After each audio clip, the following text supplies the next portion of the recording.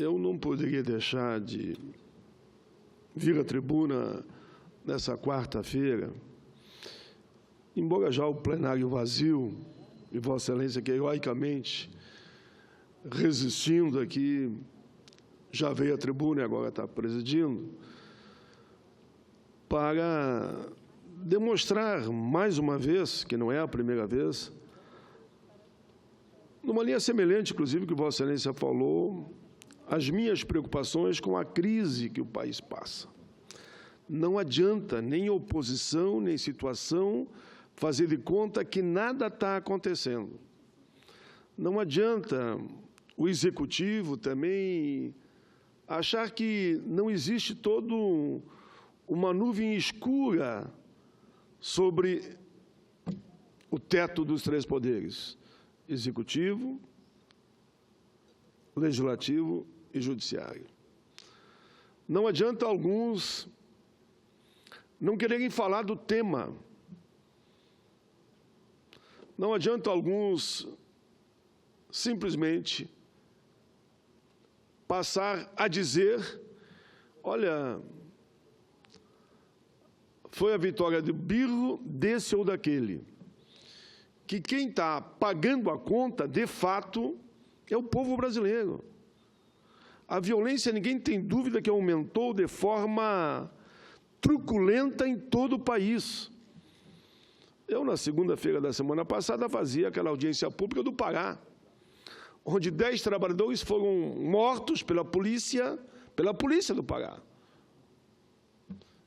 e jogado em cima de uma caminhonete lá, como se fosse lixo. Dali 2 dias, os corpos foram devolvidos para as famílias exatamente dentro de um saco de lixo. Esse saco preto que a gente usa para levar lixo. E até o momento, nada. Ninguém foi responsabilizado. Podia lembrar o caso lá de Porto Alegre, Rio Grande do Sul, deputado Jefferson, presidente da Comissão de Direitos Humanos, foi tentar intermediar uma negociação para que não houvesse violência em relação a 80 famílias que estavam ocupando um prédio abandonado há 1 ano e meio, foi preso e jogado no camburão. Deputado. Eu apenas dei 2 exemplos.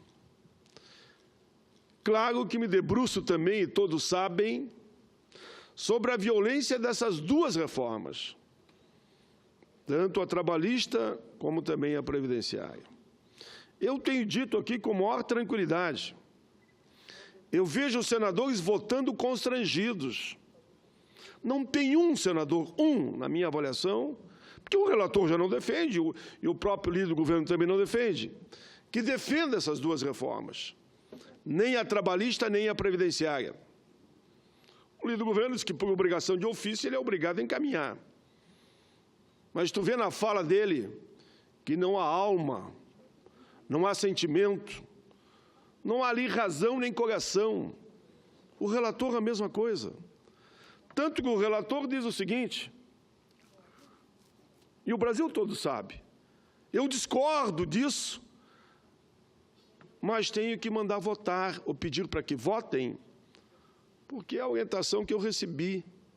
Tanto que eu recomendo, já que pelo menos vetem 6 artigos da maior gravidade, como aquele que permite que a mulher trabalhe grávida em área insalubre, aquele que permite que o horário do almoço para o senhor e a senhora, que agora já está em casa, já é 19 horas, não vai ser mais de 1 hora, será de 30 minutos. Eu lembrava outro dia e repito aqui, eu fui operário de fábrica, desde moleque até 33 anos. Eu sei o que é entrar na fila do refeitório, sair da linha de produção com um macacão, capacete na cabeça, botina, lavar as mãos, bater o ponto, chegar no refeitório, entrar na fila, pegar a bandeja, botar ali a alimentação, almoçar correndo, devolve a bandeja para ali, para a cozinha do refeitório, sai correndo, bate o ponto de novo, lava as mãos e, no máximo, escova o dente e volta para a linha de produção. Fazer isso em 30 minutos, só vai aumentar os acidentes no trabalho. É a fadiga humana. Ao longo da vida, acabei depois sendo supervisor de segurança no trabalho. Fui presidente de CIPA, mas não indicado por ninguém. Eu fui votado e cheguei a presidente de CIPA. Conheço bem essa história, porque não é que ali tem um artigo que é um princípio básico nessa área, o tal de ato seguro em condição insegura. Se for ato inseguro, pela redação que está ali, tudo vai ser considerado ato inseguro e o trabalhador vai ter que pagar a conta. Enquanto nós sabemos que a maioria das vezes, 99%, é condições inseguras. Como tem aqui a NR11, que garante a proteção das máquinas para não dar acidente, e há quem queira retirar. Retire a proteção das máquinas, deixa acontecer o acidente. Estou fazendo esse comentário rápido desta reforma, porque ela cristaliza uma situação totalmente desfavorável para o trabalhador. Mas não gostaria de aqui estar só fazendo críticas, como alguns dizem, é o país de novo fazendo crítica. É que vai votar. Na terça-feira, vota. Na terça-feira teremos uma audiência pública que vamos ouvir juristas para discutir se é constitucional ou inconstitucional. Eu estou aprontando o meu relatório, com a ajuda da ANAMATRA, a Associação Nacional dos Magistrados do Trabalho, com a ajuda da Associação do Ministério Público do Trabalho, com a ajuda do próprio Ministério Público do Trabalho, com a ajuda, inclusive, de documentos da OIT, demonstrando que ali tem dezenas de artigos que são inconstitucionais, que são, sim, inconstitucional. Ferem a Constituição. Tudo será mostrado a partir de terça, claro, com o debate com os magistrados, e na quarta, na votação, quando lerei o voto separado. Li o meu voto em separado na Comissão de Assuntos Sociais, que, para mim, é a grande comissão de mérito. E o meu relatório foi aprovado. Eu digo nem meu, o nosso relatório. O relatório do povo brasileiro foi aprovado. Eu fui o relator.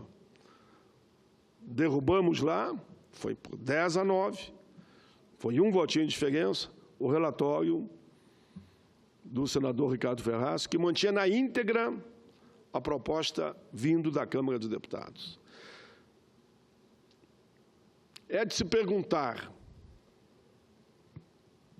aqueles que vão votar na CCJ, e têm consciência que esse projeto é draconiano, que o projeto é cruel, é violento, é desumano, traz um prejuízo enorme para os trabalhadores do campo e da cidade, da área pública e da área privada. Todos aqui, tanto que houveram 400 emendas, só da base do governo, mais de 80, de parlamentares da base do governo, mais de 80. Os relatores não aceitaram uma emenda, uma. Inclusive essa que achávamos que seria unanimidade aqui, da mulher gestante não poder atuar em área insalubre, eu já emendo, né? Penosa ou periculosa. Porque insalubre é mais exposto, periculosa, já você vê a distância e o alto risco de vida que corre ali. E vai ficar assim. Aí não sabemos quem será o presidente, devido à crise política, aqui não é nem um ataque pessoal a ninguém, mas devido à crise política, nós não sabemos quem será o presidente daqui a 15 dias, ou 20 dias, ou um mês. Aí diz, não, mas o presidente daí veta ou não veta o que ele achar melhor, podemos até recomendar, pedir alguns vetos. Mas se isso é verdadeiro, se o próprio relator entende que tem que haver supressão, tem que haver vetos, por que o Senado não assume a sua responsabilidade?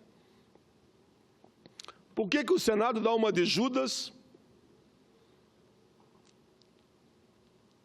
Porque é uma traição ao bem comum. Porque se você entende que aquilo é perverso, é desumano, e vai trazer prejuízo, e você lava as mãos e diz, não, eu não quero saber. Vou votar assim mesmo. Ali deu de Judas. Mas quando manda para o presidente, ele dá um de Pôncio Pilatos, que lava as mãos. E transfere para o presidente que estiver de plantão o que resolver fazer. Eu não consigo entender. Eu acho que perde a razão da existência do Senado. Isso aqui é Congresso bicameral. É Câmara e Senado. A Câmara eu posso fazer críticas duras, mas eles votaram, deliberaram. Saíram de 7 artigos, foram para 117, mas é 200 mudanças entre artigos, parágrafos e incisos. Mas a Câmara fez. Critiquei muito o relatório, como estou criticando aqui agora ainda. Mas ela fez. E o Senado não quer fazer nada. Não quer fazer nada. Quer fazer essa alteração radical na CLT e não quer decidir nada. Diz, não vamos fazer nada. Como não vamos fazer nada? Qual é a razão de estarmos aqui? Qual é a razão de termos um salário que não baixa de 30 mil reais? É 33 bico, se eu não me engano. E a gente não quer votar. A gente quer dizer o seguinte, olha, veio da Câmara, fica assim e manda lá para o presidente e ele que se vire. E ele que se vire, o problema é dele. Eu acho até que é uma sacanagem com o presidente, que, na verdade, pode ver as críticas que estão feitas ao presidente. Aqui tem feito. Mas acho que é uma sacanagem, é quase que uma covardia. É quase não é uma covardia. Porque joga no colo dele algo que ele não fez, porque não foi ele que fez. Ele encaminhou 7 artigos. A Câmara botou 117, repito isso. É como se o Senado ficasse mais pequeno, ficasse mais estreito, não ter coragem de deliberar uma emenda sequer das 400 apresentadas, onde todos dizem que tem que haver mudanças. Por isso que até, senador Medeiros, confesso e respeito muito a sua opinião, sabe disso, Vossa Excelência. Hoje, quando eu vi um debate mais amplo aqui na casa, que não fica só naquela de nós e eles, quem é o mocinho, quem é o bandido, que acredito que talvez a partir desse diálogo, com um número mais amplo de senadores, a gente possa encontrar um caminho. Por isso que eu falei tanto aqui hoje, e não é a primeira vez, da proposta que nós ajudamos a construir, na chamada PEC paralela na reforma da Previdência do ex-presidente Lula. E repito de novo, eu só disse, só passa se aceitarem essa negociação. É isso que os senadores tinham que fazer. Mas quando eu falei isso, eu falei com inúmeros senadores que me autorizaram a dizer que não passaria daquela forma que estava, a não ser que concordasse com a PEC paralela. Acordamos, votamos e votamos a PEC paralela, que atendeu uma demanda enorme de brasileiros. Por que a gente, eu diria que empina, não é nem empina, por que a gente não faz um gesto de independência, no princípio da independência dos 3 poderes? O Executivo mandou, a Câmara votou como entendeu, e nós vamos votar aqui como nós vamos entender. Por que não? Para que dobrar a espinha? Por que ficar de 4, mediante a vontade do rei? No princípio da independência dos poderes, nós podemos aqui decidir, olha, foi 117 artigos, nós concordamos com tantos, mas não concordamos com outros tantos e mandamos de volta para a Câmara dos Deputados e vai ser dado lá, inclusive, a última palavra. Porque esse desespero de votar essa matéria como se o Brasil fosse terminar no mês de julho. O mês de julho passa. Nós entraremos de recesso. Nem vou entrar aqui no mérito do recesso, devia ou não devia ter recesso. E virar agosto, virar setembro. E virar a primavera. E nós vamos ver as consequências dessa reforma. Das duas reformas, se elas chegarem a acontecer, eu espero que não aconteça nenhuma das duas. Por isso, senador Medeiros, essa minha fala, agora 19:10, vai muito mais na linha, não do ataque pessoal a nenhum senador. Até porque me perguntaram esse dia que, mas Paim, a capa da época fala do chefe e a quadrilha. Eu digo, ó, se tem quadrilha não é aqui. Aqui é a casa de senadores. Aqui dentro não tem quadrilha nenhuma. Aqui nós vamos debater o tema e vamos votar, buscando, claro, o campo da razoabilidade. E por que não dizer da conciliação, senador Medeiros? Como eu falava com Vossa Excelência antes. Mas isso, como está, é ruim para todos.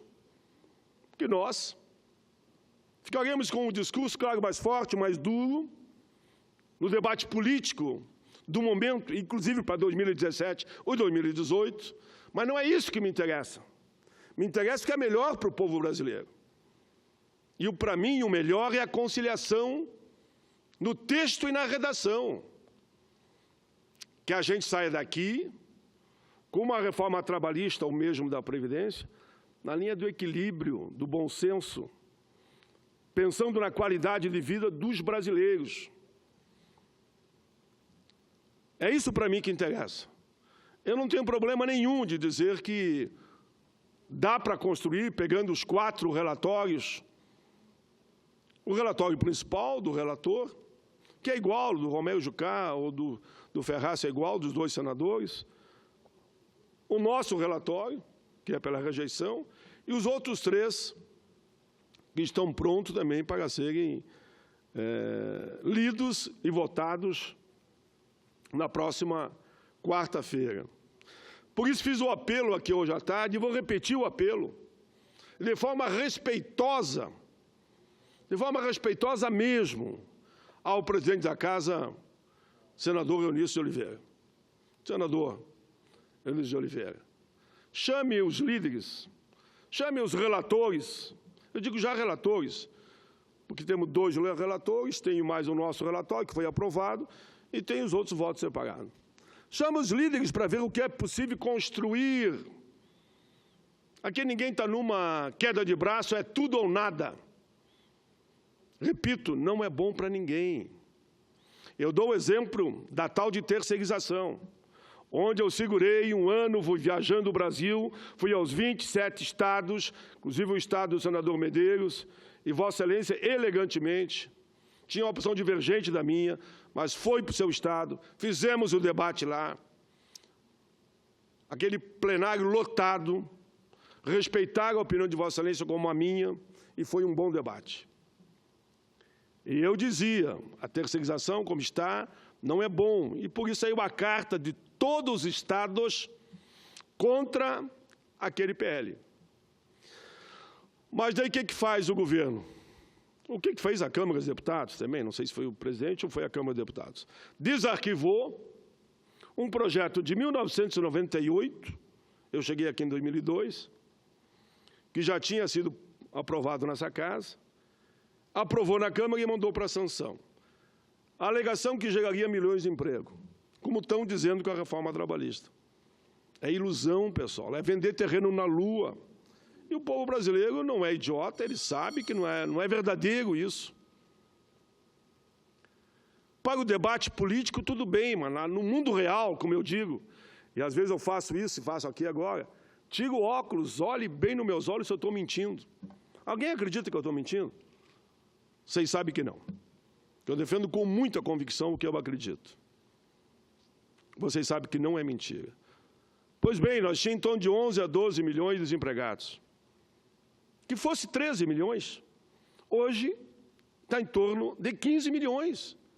E a terceirização já foi aprovada, inclusive, na atividade fim, sem limite, de forma desordenada. Não gerou um emprego, mas deu instrumento para aqueles que assim quiserem, demitam aqueles que são empregados formais pelo sistema natural da CLT e contratem via a terceirização. Não gerou um emprego. E diziam também que ia gerar milhões. Pelo contrário, o desemprego continua aumentando. Quem gera emprego é a economia, é investimento. Ninguém vai começar a empregar mais gente, produzir mais, seja lá bicicleta, patinete ou carro, ou máquina, se não tiver para quem vender. E quando você arrocha os trabalhadores, você tira o poder de compra da população. Tirando o poder de compra da população, você está arrebentando o mercado interno. Senador Medeiros, eu vou terminar nos últimos 3 minutos fazendo só um apelo à população. Para aqueles que querem uma reforma decente, porque essa que está aí é indecente, que veio da Câmara dos Deputados. Eu tenho muito dito, veio da Câmara. Foi a Câmara que construiu esse monstro. Construiu esse monstro e o Senado não tem que pactuar com isso. Quero fazer um apelo a todos os brasileiros, estado por estado. Em cada estado só tem 3 senadores. O meu Rio Grande tem 3. Eu vou dar o nome, porque não é crime agora dar o nome dos 3 senadores. Senador Paulo Paim, senador Lazier e senadora Ana Amélia. Compete ao Rio Grande conversar com esses 3 senadores. Conversar. Porque a votação final, com acordo ou sem acordo, vai ser aqui nesse plenário. Converse com os 3 senadores. Faça um apelo a eles. Se quiserem, está na minha página, paulopaim@senador.gov.br, o meu voto em separado. Ali estão todos os argumentos necessários para dialogar com os senadores. E peçam a eles, para que não votem favorável a essa proposta de reforma trabalhista. Façam o mesmo nos outros estados. Conversar, dialogar, falar, isso é um parlamento. E, democraticamente, perguntem a cada um deles se eles estão convencidos que essa proposta é boa para o povo brasileiro. O relator diz que não.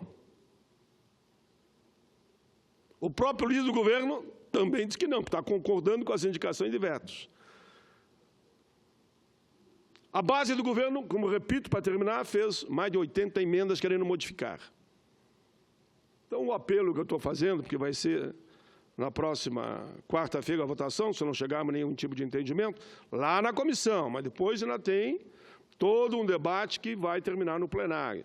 Mas converse com os 3 senadores, que é fundamental, no sentido de sensibilizá-los, de convencê-los que essa proposta não interessa a ninguém, não interessa ao povo brasileiro, não interessa nem sequer a trabalhador nem empresário, a não ser aqueles 5%, que são os grandes devedores lá na Previdência, por exemplo, que eu presido lá, que são os grandes devedores, que pega bancos, como eu vi lá e convoquei, Bradesco, Itaú, e aí vai. Pega grandes montadoras, que eu tenho lá e vou convocar. E já convoquei os grandes frigoríficos. Estiveram lá, explicaram, mas não justificaram por que estão com dívidas, alguns de 2, 3 bilhões para a Previdência, como esse tal do JBS aí, que eu não quero nem falar. Mas o apelo final é esse só, meu amigo e presidente, no sentido de que a população mande e-mail, mande correspondência. Olha esse tal de WhatsApp, que até eu estou meio viciado já. Não, porque eles falam tanto por ali que o meu celular aparece aquelas, como é que chama? Aquelas maquinazinhas de, como é que chama? De níqueis, né? Aquela que faz assim. O meu celular está sempre assim, ó, rodando, de tantas comunicações que o pessoal das redes sociais procura entrar. E é um tempo de redes sociais, sim. Então, mande para os seus parlamentares o seu ponto de vista, faça um apelo para essa mediação. Se você que está me ouvindo nesse momento, mas, Paim, não adianta só radicalizar, você derruba as 2 reformas na íntegra, mas, pelo menos, então, que vamos sentar para fazer uma construção, uma mediação que evite essa proposta que é truculenta, que atropela, que retira, que, como eu disse, bota fogo praticamente na CLT. E que a gente possa, então, caminhar para um outro momento em que os direitos básicos dos trabalhadores, que estão ali na CLT e até na Constituição, porque fere também a Constituição, possam ser respeitados. Senador Medeiros, eu estou concluindo, mas me sinto só nessa quase que obrigação. Eu que me comprometi a ficar de plantão aqui até a votação no plenário de todas essas questões tão delicadas e que atingem de forma, eu diria, quase mortal a nossa gente. Que quem tiver que se aposentar com essa reforma da Previdência não vai se aposentar, só depois de morto. Não vai se aposentar, e vocês sabem. Isso interessa a quem? Para que as pessoas desistam de pagar a Previdência e vão para a Previdência privada. Interessa aos bancos. A reforma trabalhista interessa a quem? Quem vai ganhar? Ninguém tem dúvida que é a cúpula do empresariado. Porque aquele pequeno e médio empresário, que ele tem já um carinho pelo seu funcionário, eu duvido que esteja favorável a isso. Ele deve dizer, eu quero uma reforma tributária, como muitos me dizem. Ali que está o meu problema, não é eu pagar 13º e férias e fundo de garantia para o trabalhador, que no fundo é isso, o resto é salário. E alguns me dizem, senador Medeiros, de que por que a gente não faz exemplo de França, Itália, Alemanha, Estados Unidos, Espanha, onde não existem, como eles falam, esses direitos sociais, pelo menos nessa escala. Aí eu pergunto para eles o seguinte, quanto é que é o salário mínimo na Espanha, na Itália, na Alemanha, na França, esses países mais conhecidos? Eles dizem, lá, em torno de $1.000, $2.000. $1.000, $1.500, dólares. E sabe quanto é no Brasil? 200 e poucos dólares. Alguém concordaria em passar aqui no Brasil o salário mínimo para $1.000? Com essa reforma? Claro que não. É só dizer isso que não, paga toda a reforma então. Eles dizem não. Então querem pagar um salário mínimo menor que R$1.000, não é $1.000, mas querem questionar fundo de garantia, 13º, férias, horas extras, porque da forma que está ali, em horas extras eles vão pagar mais, porque é banco de horas e até jornada de 12 horas, conforme o caso. Senador Medeiros, daria para falar aqui a noite toda, e Vossa Excelência sabe, e Vossa Excelência também tem os seus argumentos. Eu volto de novo a fazer o apelo, são só 3 senadores por Estado. Conversem com eles, para que a gente pague essas 2 reformas. Uma já parou, pela pressão popular. A reforma da Previdência está estacionada lá, está no arquivo, pode desarquivar a qualquer momento, mas está no arquivo. Já tem até teia de aranha em cima dela. Agora, a trabalhista está aqui. E ela tem que ser pagada também. Não em nome da oposição ou da situação, mas em nome do povo brasileiro.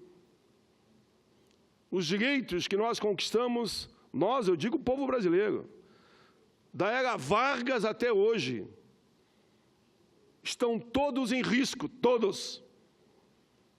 E por isso o bom senso mostra que é o momento de essa casa, espero eu, liderada pelo presidente Eunice, por isso apontando para o gabinete do presidente, reúna os parlamentares. E a gente caminhe, repito de novo, para a construção de uma proposta decente, porque essa proposta, inegavelmente, é indecente. É indecente. Eu não queria ver nenhum senador botar no currículo da sua vida que, durante seu mandato de senador, ele praticamente revogou a Lei Áurea. Lia eu outro dia, que no dia, senador, que esse Senado aprovou a Lei Áurea, que foi a liberdade formal dos escravos. Das galerias jogaram rosas e cravos